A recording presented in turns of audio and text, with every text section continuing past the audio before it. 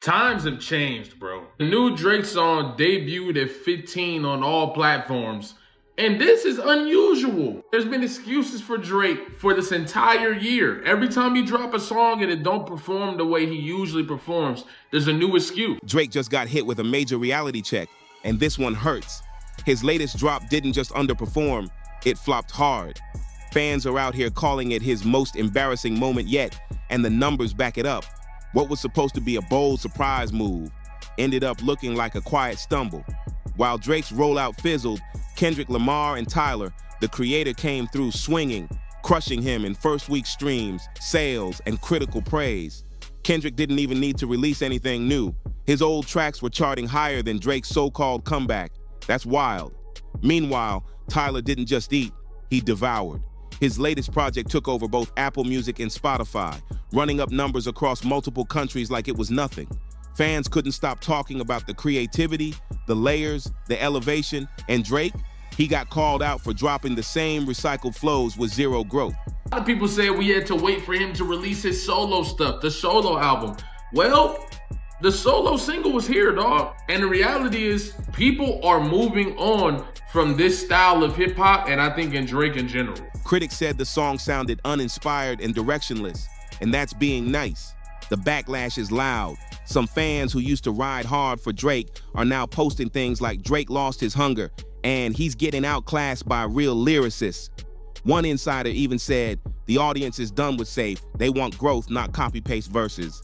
It's not just a bad release, it's starting to feel like a shift, a passing of the torch. Drake's reign ain't over, but the crown is looking shaky. As the numbers keep sinking and the competition keeps rising, one thing's becoming crystal clear. This ain't just a random flop. It's a full-blown wake-up call.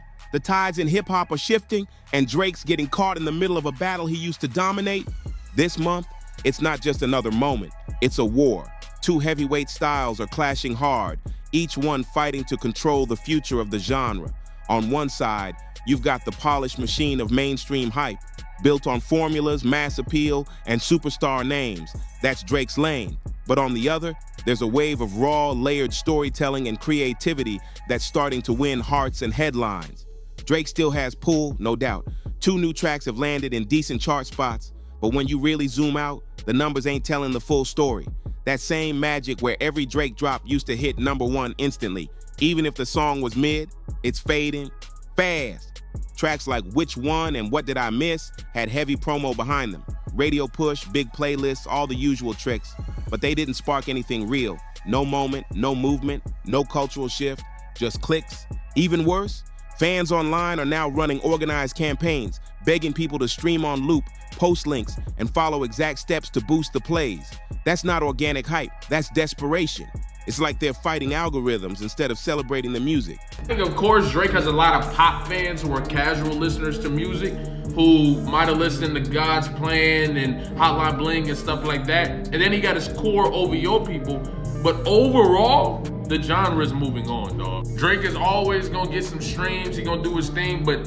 And that right there, that's the real problem. Drake's chart spots still look decent on paper, but the music ain't hitting people the same.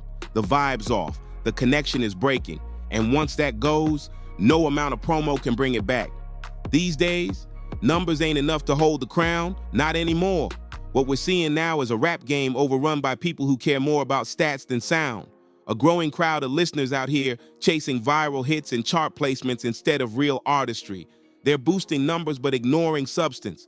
And after that explosive showdown between Drake and Kendrick Lamar, the lines have been drawn. Let's be real, only one of them is actually pushing hip-hop forward in a meaningful way. Drake still moves the needle, no doubt, but Kendrick, he's on a different level now. Culturally and creatively, he's leaving Drake in the dust. The storytelling, the lyricism, the vision, it's unmatched. People aren't just streaming Kendrick, they're studying him. And guess who else is climbing to that rare air? Tyler, the creator. Yeah, Tyler's no longer just an alternative name in the game. He's now in a league where Drake ain't even a threat. That gap became crystal clear with Tyler's latest drop, Don't Tap the Glass. Just 10 tracks, no filler, no fluff, and still pulled massive first-week numbers. Global traction, real engagement, all without bending to trends. being the #1 commercial guy in people's eyes, it's over with. A Drake single used to be an automatic #1, and the fact that we haven't seen that in I don't know how long tells you everything you need to know, though. Compare that to other projects this year like SSS for You Music or Jack Boys 2, bloated with 20+ tracks just to run up the stream count. Tyler said nah to that. He came with a tight, focused, high-quality album and still matched or beat their numbers. That's the difference between manufacturing hype and earning respect. Tyler's showing everyone that you don't need 25 songs and a TikTok dance to dominate. Just real creativity and confidence in your lane. And suddenly, Drake's not even in the rear view. He's off the map. Tyler, the creator, just proved it. Again.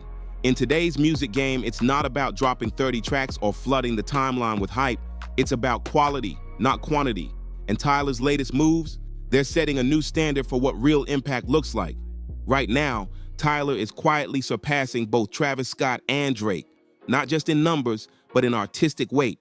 While others are out here chasing clout with rollouts and overpriced merch drops, Tyler's running laps around them with zero gimmicks and no shortcuts. He's breaking through every real metric that matters: fan loyalty, critical acclaim, repeat plays, all of it. What makes it crazier? His rise has been completely organic. No label trickery, no corny distractions, just talent, vision, and consistency.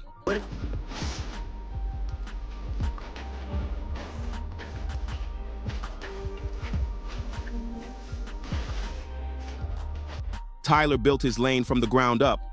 And now, he's not just in the convo, he's leading it. That's what legends do. And while he climbs, the spotlight is starting to expose those still stuck in yesterday. Now all eyes are on Drake, or as some ruthless voices online are calling him, lame old Robbie. Ouch. The pressure's piling up and the cracks are showing. Drake's trying to claw his way back to that top-tier spot, the one where everything he touched used to go straight to #1, no matter how lazy the song was. But that formula, it's falling apart. Even with 2 fresh singles this month, both hyped up as summer anthems, the results have been mid at best. When What Did I Miss finally hit the charts, the buzz collapsed. Instead of fans celebrating, they turned on the machine, blaming the label, the platform, even the industry itself for the flop. But deep down, they know what's really going on. Drake's grip on the game is slipping, and Tyler's out here walking past him without even breaking a sweat.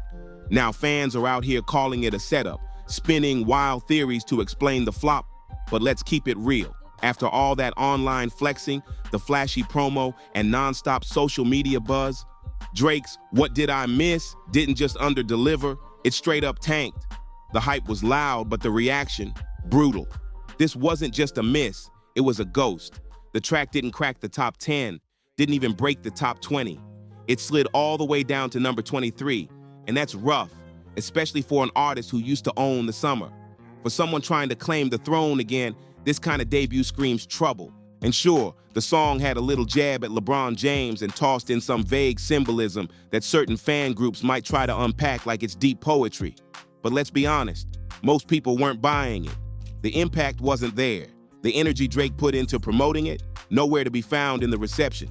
Some fans are still fighting for it, trying to twist the narrative like this flop was part of some bigger industry conspiracy.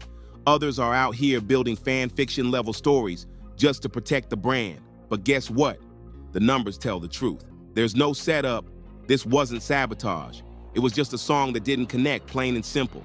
And if you really want to know what went wrong, you got to stop looking for excuses and start looking at the bigger picture. Today's music scene moves quick. Either your song hits or it fades into the noise. And this one, it faded fast.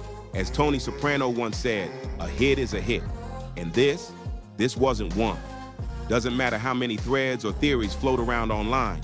If the casual listener ain't playing it and radio won't touch it, it's dead on arrival. There was a time when Drake could freeze the game with just one drop. Every release became the moment. But in 2025, that magic grip is slipping fast. It's not enough to have loyal fans or high streaming numbers. If a track doesn't break out of the echo chamber and reach the casual listener, it's just background noise. And that's exactly what happened with What Did I Miss? It never broke through. It stayed stuck in the core fan base and never hit the wider public. The record didn't catch fire. It barely sparked. In a market where songs like Not Like Us and Euphoria tore through every corner of the culture, Drake's track just hovered, then fizzled. Even with decent airplay on hip-hop radio, the broader crowd simply didn't embrace it. There was no crossover moment, no viral energy, nothing sticky. While Kendrick's drops had everybody, from Gen Z to OGs, quoting bars and dissecting lines, Drake's offering came and went like a soft breeze in summer. Let's talk about the why. Kendrick's been out here crafting sonic earthquakes, hooks that hit, bridges that snap, and beats that touch every generation. He's flipping Luther Vandross samples, pulling energy from Debbie Deb's freestyle era, and still keeping it fresh for TikTok and stadiums alike. That's strategy and soul in one. Now look at Drake. He's stuck on autopilot. The same drum kit he's used since 2014, the same mid-tempo bounce, the same tired flow. He even threw in a late beat switch, like that's gonna save it, but it added nothing. No new energy, no surprise, no depth. The difference couldn't be clearer. Kendrick's songs feel like cultural events, built to spark conversations, trends, reactions, moments. Drake's, they feel like leftovers reheated with extra seasoning, but still the same meal you've had too many times. And in this era, if your song doesn't move the people and the platforms, it's not a hit. It's just noise with a budget. Drake's recent drops, they're missing something major: intent. That signature energy, that calculated precision, it's gone. What did I miss? Isn't a hit by any of today's standards, and no amount of fan-run streaming campaigns or social media spin can change that. The numbers might look okay on paper, but the connection, it's weak. Now, instead of regrouping and coming with fire, Drake's next move is a pivot, teaming up with UK rapper Central C for the track Which One. The goal's obvious: reach an international market, tap into new territory, switch up the vibe. But here's the issue: the execution is off, way off. Where Kendrick Lamar can expand globally without losing his essence, building bridges while staying rooted, Drake's attempt feels like a stretch. Critics are already calling it hollow and half-hearted, and everyday listeners aren't vibing with it either. It doesn't feel like evolution. It feels like scrambling. The problem runs deeper than one song. It's about perception. The gap between Drake's rollout strategy and how the audience actually feels about the music is getting wider by the drop. That disconnect is loud now, and nobody's pretending it's not there anymore. Even Billboard projections for Which One reflect this shift. It's expected to debut somewhere between number 7 and 9, which might sound decent at first glance. But this is Drake we're talking about. The man who used to lock in number 1 spots like it was routine. Now, he's fighting to stay in the top 10. And that's the truth. He'll still chart, still trend, still have loyal fans running the numbers. But being in the conversation ain't the same as leading it. That crown, it's slipping, fast. Drake is no longer shaping the culture. He's reacting to it. And in this game, once you're chasing the wave instead of making it, it's only a matter of time before you're left behind. Drake's fan base might think they're holding him down, but what they've really done, locked him into permanent bronze mode.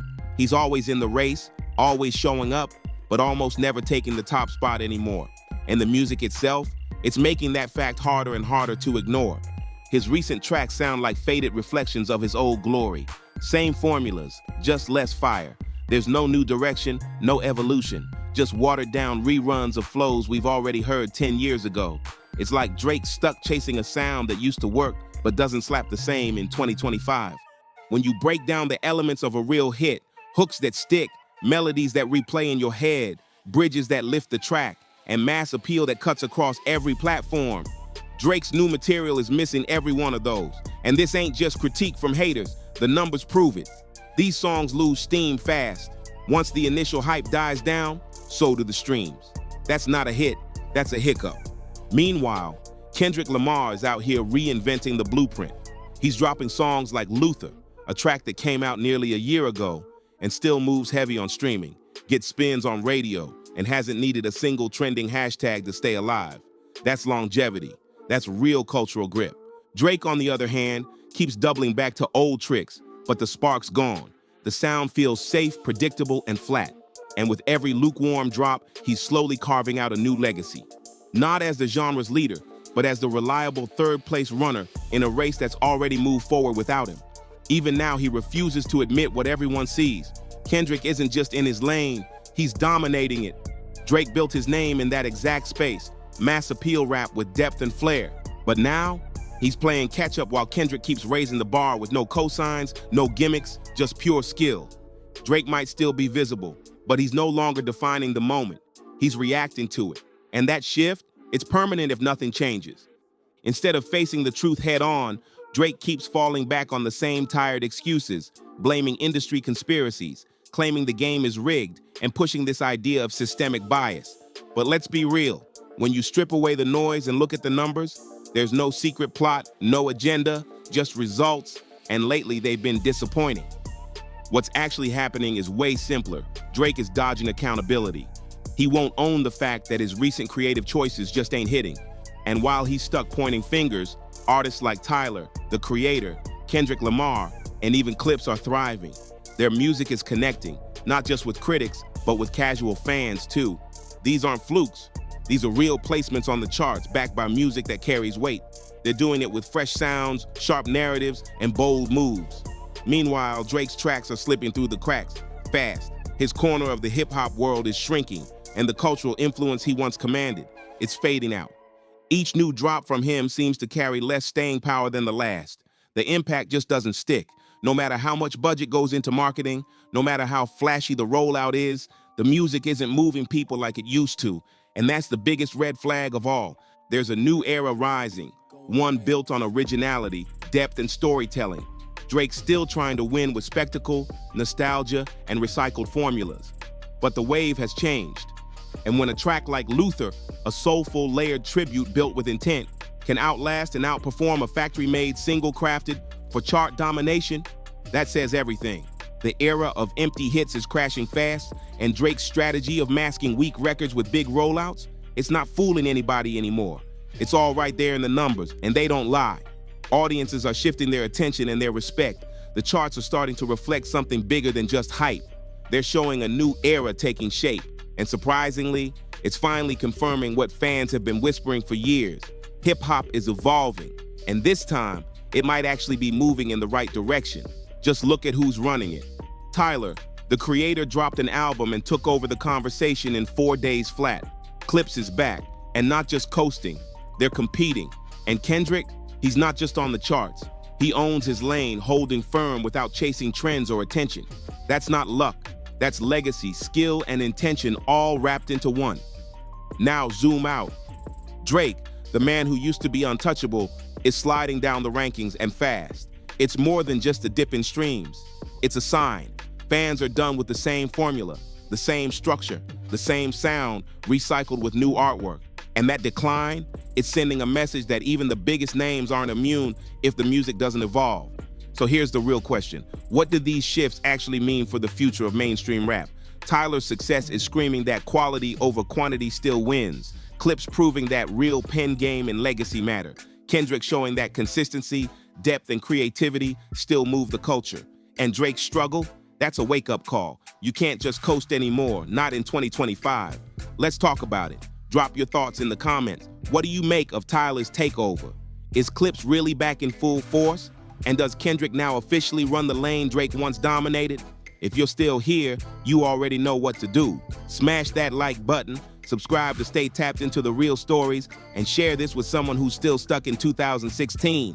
And if you missed the full breakdown on how Drake's tour drama started all this chaos, check the video on screen right now. We'll catch you in the next one.